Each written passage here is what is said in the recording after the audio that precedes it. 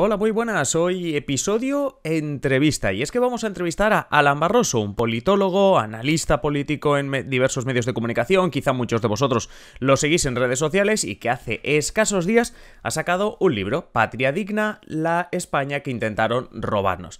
La verdad que el libro está bastante bien, es de estos libros escritos por politólogo, de estos libros de política que os gustan tanto y que muchas veces nos pedís y que algunas veces ya sabéis que hemos sorteado y con este también hay sorteo, ahora os informamos de ello. Así que nada, hoy en Simple Política, entrevista a Alan Barroso. ¡Comenzamos!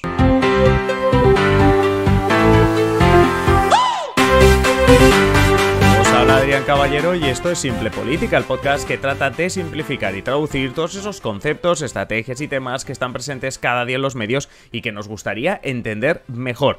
Y hoy vamos a entender varias cosas porque vamos a aprovecharnos de un politólogo, como decimos, de Alan Barroso, que bueno, pues que seguramente, como digo, muchísimos de vosotros ya lo estáis siguiendo en redes sociales o lo veis en los medios de comunicación y bueno, os animo también a que compréis su libro, Patria Digna. Y nada, hemos tenido la ocasión de entrevistarla, así que ahora os vamos a dejar con la entrevista que le hicimos. Obviamente, además de hablar del libro, le preguntamos por cuestiones relacionadas con la política y atención, porque también le preguntamos por nuestro partido político, por ese Frankenstein que llevamos creando toda esta temporada. Así que nada, muy atentos, que realmente fue bastante interesante la entrevista que le hicimos a Alan Barroso. Es un placer ya poder presentar y que se pase por el podcast de Simple Política Alan Barroso, politólogo, analista político, asesor. Alan, muchísimas gracias por pasarte por Simple Política. Muy buenas, muchas gracias a vosotros por invitarme. Este mismo mes de mayo has publicado libro, has publicado Patria Digna, la España que intentaron robarnos. Yo me lo he estado leyendo estos días. A ver, evidentemente solo mirando el índice ya uno ve que hay dos partes claramente separadas. Yo, si tuviese que resumirlo rápidamente, diría que la primera me ha recordado mucho mientras los leía. ¿Sabes esa frase de la historia la escriben los vencedores? Y es como si tú estuvieses haciendo notas al margen, ¿no? Como si estuvieses haciendo todo el rato una corrección. Lo que vais a encontrar en el libro, los que no lo hayáis leído, es una corrección en muchos puntos de la historia de España. Y la segunda parte, déjamelo decirlo así, no sé si también coincides, es casi un manual de instrucciones, unos consejos, especialmente para la izquierda. Yo lo he leído así, ¿no? De cara a futuro, a corto, medio plazo. Yo diría más o menos sería eso, ¿no? Total, lo has definido bastante bien. Aunque la primera parte yo la definiría más que como apuntes al margen, la historia alternativa, que realmente no es alternativa, porque yo argumento que la historia a la que estamos acostumbrados a hacer referencia cuando hablamos de la historia de España es una historia de parte de España que realmente es la parte minoritaria, que son sus élites. Lo que pasa es que cuando hablamos de esa historia, de nuestra historia pasada sobre todo, hablamos desde los ojos de aquellos que estuvieron mejor en cada momento. Entonces hablamos del Imperio Español, de la Reconquista antes, de Cid Campeador, de Reyes Católicos, después de las colonias, de Cristóbal Colón, etcétera, etcétera, y llegamos hasta ahora.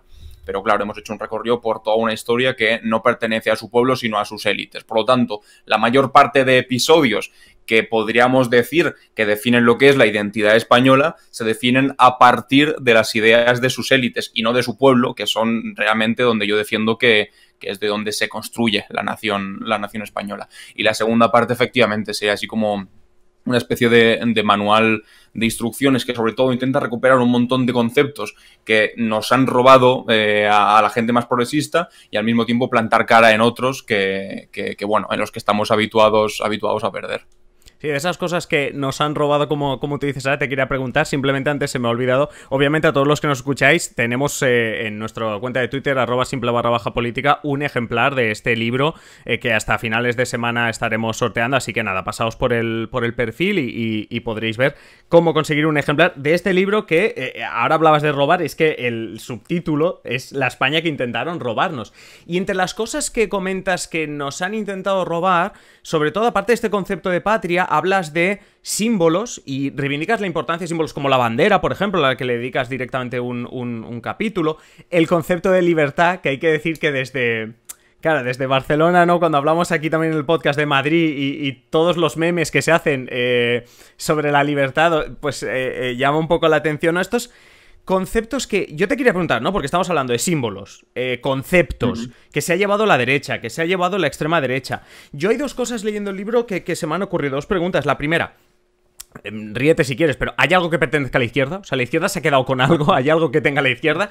Y la segunda, que creo que es más seria esta pregunta, es: ¿realmente vale la pena una batalla por la bandera? O sea, porque llevar una pulserita de la bandera de España no sea de derechas. O sea, ¿esa pelea vale la pena? Ajá.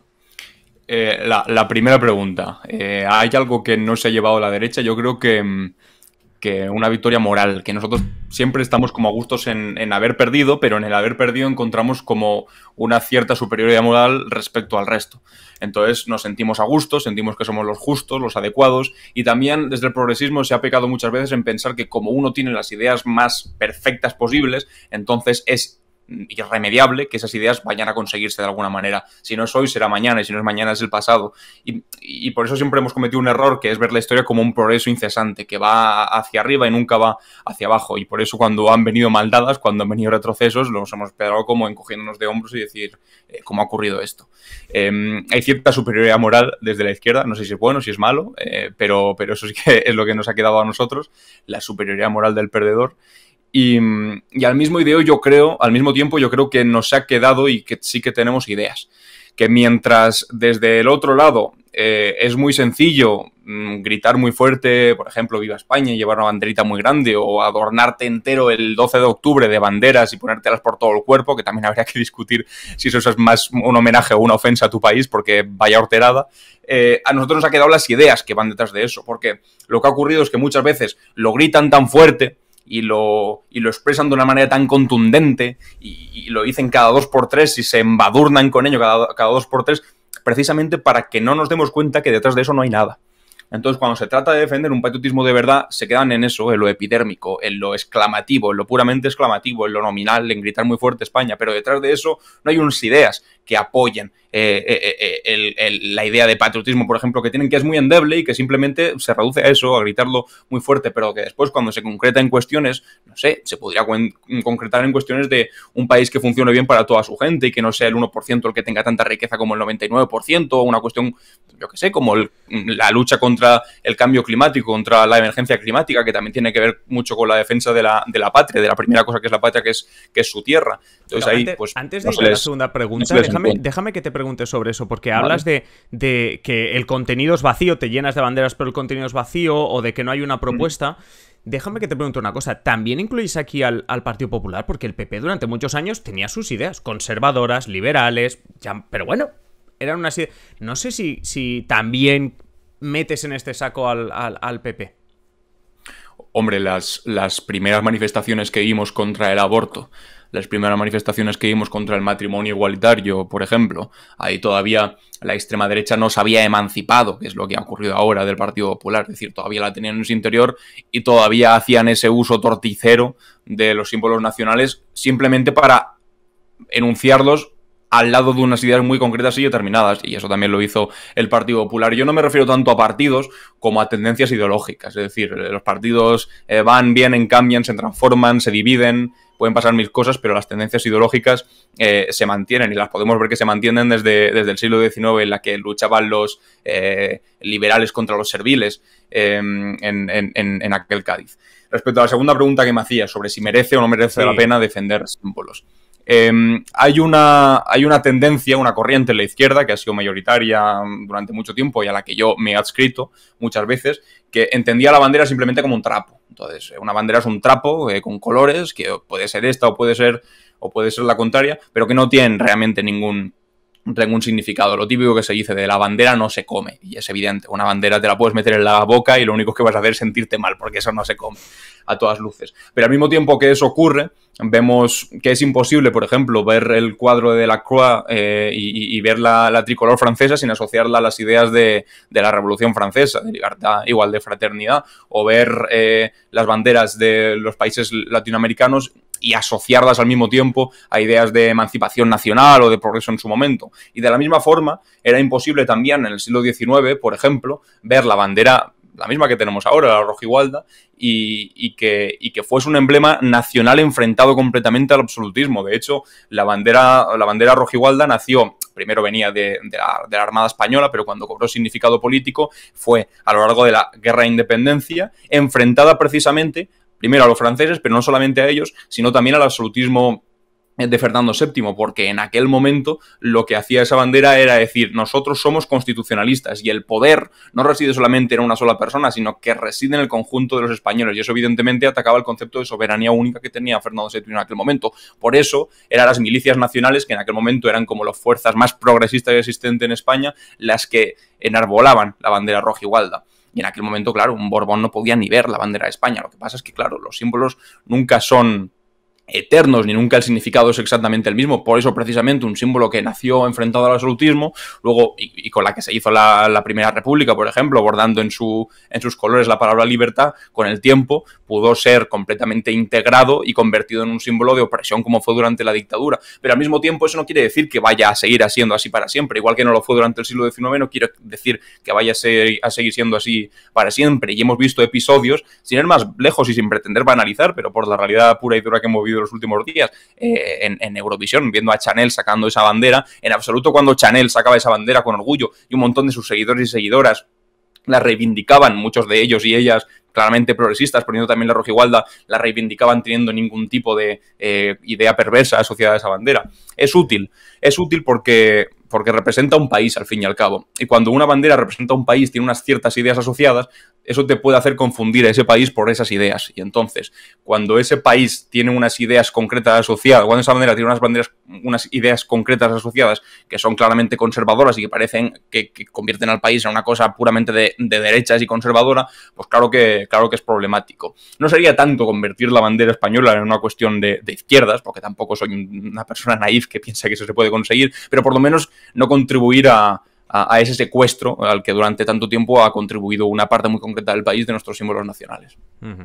No, sí, además el concepto, por ejemplo, está pensando en otra de las cuestiones que te había preguntado, el concepto de libertad, que aquí obviamente ya sabemos con qué esté asociado, pero es que estaba pensando que en otros países la libertad también se asocia precisamente con la derecha o con la extrema derecha. Lo han usado Jair Bolsonaro, lo ha usado Donald Trump, bueno, lo usó en este caso en pasado, pero sí, total. Sí, pero me refiero que ¿sabes? Que es como una tendencia que parece que se imitan en muchas cosas y parece que hasta para esto, también para una cuestión tan, en este caso, inocua, que parecería inocua, también ahí también se imitan. Sí, es que el significado de las palabras siempre es lo más importante y la batalla más importante que se puede dar. Después te puedes presentar a las elecciones, puedes ir a 1000 debates, pero la batalla principal se ha dado antes, en definir qué quiere decir cada una de las palabras. Y ahora, durante un tiempo importante, han conseguido convertir la palabra libertad en defender que Jeff Bezos coja un cohete y se vaya al espacio, que Elon Musk quiera poner una colonia en Marte, que el rico de turno tenga el yate más grande y poder tomarte cañas en un bar en medio de una pandemia mundial. Han convertido la libertad en una cosa que no tiene tanto que ver con libertad, sino con capricho individual, un capricho que sobre todo está mediado por el dinero, es decir, libertad igual a aquello que puedo hacer con mi dinero sin que nadie me diga si puedo o no puedo hacerlo. Y cuando la libertad la media el dinero, se convierte en un capricho mediado por el dinero, y si está mediado por el dinero significa que solamente se puede hacer, lo puede hacer, la puede ejercer, es decir, libertad solamente es algo que lo puede ejercer a aquella persona que tenga en el bolsillo suficiente dinero como para poder hacer el resto. Es decir, a la mayor parte de gente, de personas normales, nos da absolutamente igual si hay libertad o no libertad para comprarse un yate gigantesco, para coger un cohete y salir a la estratosfera, o para hacer todo este tipo de cosas que hace la gente que tiene mucho dinero. Porque la libertad la podemos tener, la libertad formal de hacerlo, pero la libertad material nunca la vamos a conseguir porque nunca vamos a acumular suficiente para ejercer ese tipo de libertad. Para mí eso no es libertad, para mí eso es capricho individual mediado por el dinero. Libertad de verdad es no tenerle miedo al mañana, tener cosas garantizadas hoy, el saber si enfermas vas a tener alguien que te cure, que vas a tener un trabajo estable, que vas a tener donde vivir porque no vas a tener que pagar el 90% de tu salario en una vivienda. Esas cuestiones tienen que ver más con la libertad de la gente normal, de lo que estamos acostumbrados. Lo que pasa es que, claro, han hecho esa perversión por la cual parece que cuando se habla de libertad se habla en sus términos y no en algo más decente que es en estos términos que estaba hablando yo ahora. Déjame que ponga a prueba también este manual de instrucciones que tienes en la segunda parte, en este manual de instrucciones para la izquierda. Igual que hemos intentado resumir un poco el libro, por resumir esta segunda parte, deja que te ponga ahí en un pequeño compromiso, que además de analista eres asesor, así que imagínate que te acabasen de fichar para este nuevo proyecto de Yolanda Díaz, para Sumar. Coge tu libro y ¿cuál serían los 2-3 primeros consejos que le darías a esta confluencia, voy a llamarla así, no sé qué nombre le pondrías tú, voy a llamarla así, para bueno para hacer las cosas bien, porque tú en la intro del libro hablas de frustración de la izquierda. Intuyo que esto no es lo que quiere Yolanda Díaz, nacer con esa frustración. Así que... Absoluto. Haz de asesor gratis, porque ahora le vas a hacer gratis si no se escuchase, pero... ¿qué cogerías de tu libro? Sobre todo, de lo que no hay que pegar es de voluntarismo. Es decir, hay que saber en qué momento se actúa en cada momento. Es decir, ahora mismo estamos en un momento de claro reflujo. No es lo mismo actuar políticamente ahora, que estamos un poco... El péndulo se ha ido hacia atrás, el oleaje está un poco más para atrás y ha venido una ola reaccionaria, una ola conservadora. No es lo mismo actuar en este instante que actuar, por ejemplo, hace 6 años. Sin embargo, cada vez que actúas sí que dejas un pozo para lo que venga detrás. La primera cosa que podría ser una reivindicación o por lo menos una batalla por la idea misma de lo que es tu propio país. Es decir, hace unos años ya se hizo más o menos el trabajo de empezar a hablar de España, un poco sin el complejo que hemos tenido siempre la izquierda, pero se hacía constantemente aunándolo con España son sus servicios públicos, sus hospitales, sus profesores, etcétera, etcétera. Ahí se dejó el primer pozo. Es decir, ojo, España es mucho más que esos símbolos que nos tiran a la cara y que rellenan con sus ideas conservadoras. Entonces se puede coger aquella enseñanza y se puede dejar un poquito más adelante para la próxima. Yo creo que identificar España con ideas progresistas es una tarea que tenemos todavía desde nuestro ámbito. En segundo lugar, hay que invitar a... Y la segunda y la tercera tienen mucho que ver. Hay que invitar a la imaginación. No hay que plantearse simplemente contestar a lo que dice el adversario constantemente y pensar que de esa manera se hace política, sino que hay que plantear cosas nuevas. Y hay que conseguir que las cosas nuevas que planteas sean tan interesantes o por lo menos tan importantes y que sean al mismo tiempo fáciles de confrontar por el adversario, que de lo que se discuta es de lo tuyo. Es decir, hace un tiempo lo que estábamos haciendo era discutir sobre renta básica. Ahora mismo estamos discutiendo, yo qué sé, sobre PIN parental o sobre si hay que darle o no darle clases de educación sexual a los niños más pequeños, porque estamos discutiendo los términos del adversario, pero porque tenemos una cierta incapacidad para eso,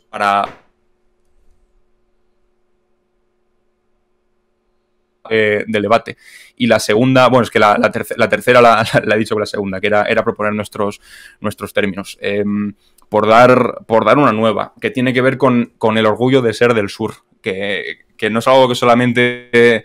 que también le dedico una parte en el libro, que la titulo El sur también existe, y es el complejo constante que hemos tenido desde el sur de España respecto a nuestros hermanos mayores europeos, que nos hacía pensar que todo lo bueno empezaba una vez cruzabas la frontera, es decir, como un chauvinismo inverso por el cual todo lo que hay fuera es fantástico y todo lo que tenemos en dentro es perverso y nos vemos a nosotros mismos como el tópico que hacen de nosotros, como españoles contentillos, que no les gusta mucho trabajar. Bueno, la realidad es que trabajamos más horas que en Alemania, sin embargo, se nos paga peor porque son trabajos de poco valor añadido, porque la mayor parte de trabajos de alto valor añadido lo que pasa es que los expulsamos fuera y no porque los españoles sean de repente súper viajeros, sino porque no hay oportunidades en nuestro país. La tercera cosa, sin ningún lugar a dudas, es una tarea importantísima, que aquí no tiene en absoluto nada de comunicativo, sino, bueno, también, pero sobre todo trabajo teórico duro y técnico, de construir una alternativa industrial para España que nos ponga en el centro en determinadas cuestiones que ahora, y sobre todo con la pandemia, nos hemos dado cuenta que llevamos muy, muy por detrás. Pues nada, tendremos que etiquetar a Yolanda Díaz por si le sirven estos consejos, que además son free, son totalmente gratuitos. Hay gratis, los lleva. Déjame una última pregunta, si no, nuestros seguidores, nuestros mecenas nos van a matar. Te comento muy rápido, vamos a aprovechar también tu capacidad de asesor, no solo para ayudar a Yolanda Díaz, nos vas a ayudar a nosotros también. Te explico, nosotros en Simple Política durante toda esta temporada, durante este curso, por decirlo así, hemos estado con nuestros seguidores creando un partido político, fake, totalmente fake, no nos pensamos presentar a ningún sitio, pero íbamos así, pues aprovechábamos y hablábamos de lo que era la izquierda y la derecha, cómo debía ser el candidato ideal. Entonces me gustaría, nada, te voy a decir lo que nos ha salido y me gustaría que tú me dijeses si esto en unas elecciones generales crees que podríamos tener algún cierto éxito, y celebrarlo y demás. Mira, te comento rápido las características y me dices tú, mira. Lo primero es que queremos un partido cachol de carácter progresista, esto es lo primero que dijimos. Lo segundo es que queremos más un candidato joven que a uno con experiencia, no nos importa el género fue la votación que hicimos entre nuestros seguidores. salió bastante igualada, así que candidato joven. Sobre todo lo que queremos es, además de con ese carácter progresista, atacar votos, sobre todo en dos clivages, el nacional y el territorial. Es decir, aquí ya vamos un poco pros, nos hemos vuelto aquí entre la audiencia un poco pros hablando de clivage.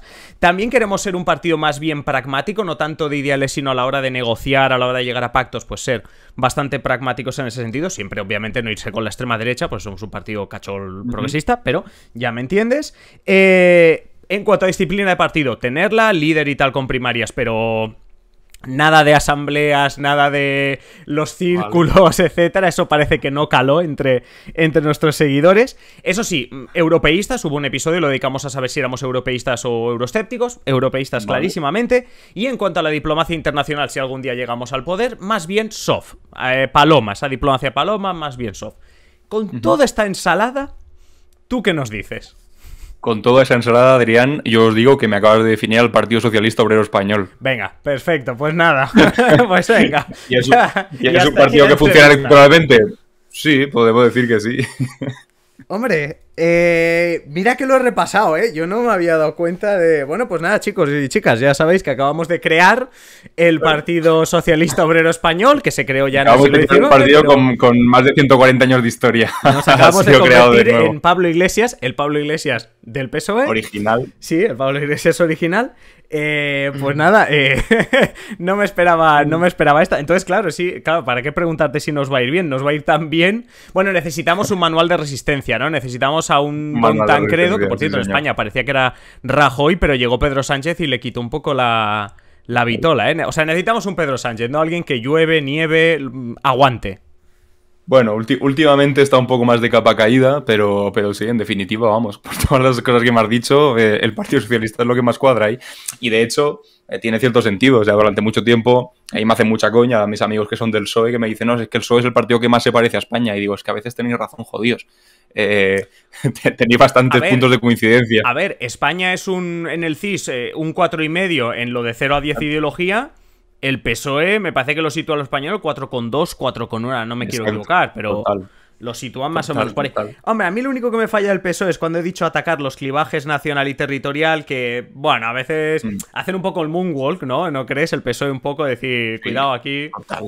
Pero total, bueno, pero bueno, o sea, es precisamente eso algo bueno dentro de un partido, que sean tan camaleónicos, que sean capaces de tener un discurso según el lado en el que estén. Así que, y si pretendéis ser un partido cachol, pues vamos. Os recomiendo también manual de resistencia en ese caso. Lo que dicen los seguidores, pero pues nada, oye, 8 meses de temporada o 7 meses de temporada para acabar creando el Partido Socialista. Pues nada, no, tranquilo, Alan, con esto yo creo que no se puede acabar mejor. Alan, en serio, bueno, Patria Digna, obviamente, ya sabéis, sorteamos un ejemplar, pero para los que no tengáis ese ejemplar, pues ya sabéis que lo pondremos también en simplepolitica.com/docuteca para que podáis tener un enlace para comprarlo y obviamente para que, para pagar este asesoramiento que nos ha hecho Alan tan exhaustivo de nuestro partido, de nuestro Partido Socialista. Nah, en serio. Alan, muchísimas gracias por pasarte por Simple Política y te esperamos próximamente. Que vaya muy bien. Un abrazo.